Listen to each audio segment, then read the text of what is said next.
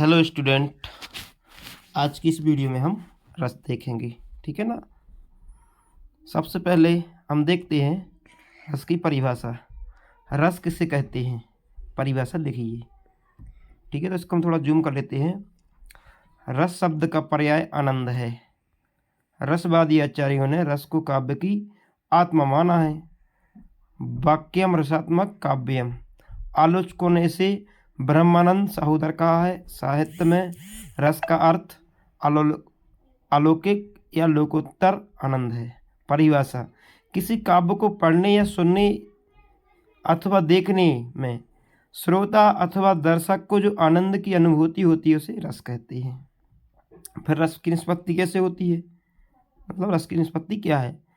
निष्पत्ति का अर्थ है उत्पत्ति या पुष्टि। इस संदर्भ में भरत मुनि ने कहते हैं विभावानुभाव व्यभिचारी संयोग तर सनिष्पत्ति, अर्थात विभाव अनुभाव व्यभिचारी भाव के संयोग से जब स्थायी भाव उत्पन्न होता है या पुष्ट होता है तब रस की निष्पत्ति या उत्पत्ति होती है। इसके बाद क्वेश्चन नंबर 3 देखेंगे। रस के अंगों के नाम लिखिए। तो रस के सभी को पता है कि रस के 4 अंग होते हैं: स्थायी भाव, विभाव, अनुभाव और संचारी भाव। नंबर 1 हम स्थायी भाव की परिभाषा देखते हैं। सहृदय के हृदय में जो भाव स्थायी रूप से विद्यमान रहते हैं उन्हें स्थायी भाव कहते हैं। दूसरा है विभाव।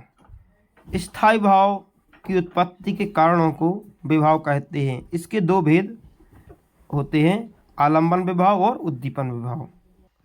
नंबर 3 देखते हैं अनुभाव। स्थायी भाव के जागृत होने के बाद आश्रय की शारीरिक व मानसिक चेष्टाओं को अनुभाव कहते हैं, जैसे भय उत्पन्न होने पर कांपना या पसीना आ जाना आदि। नंबर 4 देखते हैं संचारी भाव। अस्थिर या संचरण करने वाले मनोविकार जो आश्रय के मन में उत्पन्न हो उन्हें संचारी भाव कहते हैं। इनकी संख्या 33 मानी गई है। ये एक रस में एक साथ कई बार आते हैं और पुनः लुप्त हो जाते हैं। फिर अगला क्वेश्चन बनता है 4 नंबर का, संचारी भाव एवं स्थायी भाव में अंतर स्पष्ट कीजिए। तो संचारी भाव स्थायी भावों को पुष्ट करने के लिए आते हैं और पुनः तत्काल विलुप्त हो जाते हैं।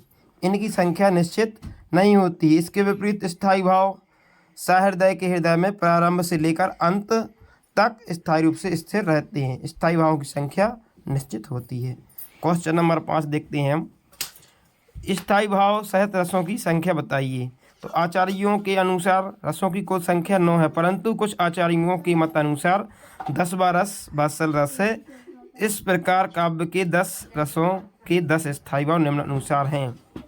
नंबर 1 है श्रृंगार। श्रृंगार का स्थायी भाव क्या होता है, रति। दूसरा है हास। हास का स्थायी भाव होता है हास। करुण, करुण का शोक। रौद्र का क्रोध। वीर का उत्साह है। नंबर 6वां में देखेंगे, नंबर 6वां है भयानक का स्थायी भाव भय होता है। इसके बाद बीभत्स घृणा या जुगुप्सा। अद्भुत रस का क्या होता है, विस्मय। और शांत का निर्वेद या वैराग्य।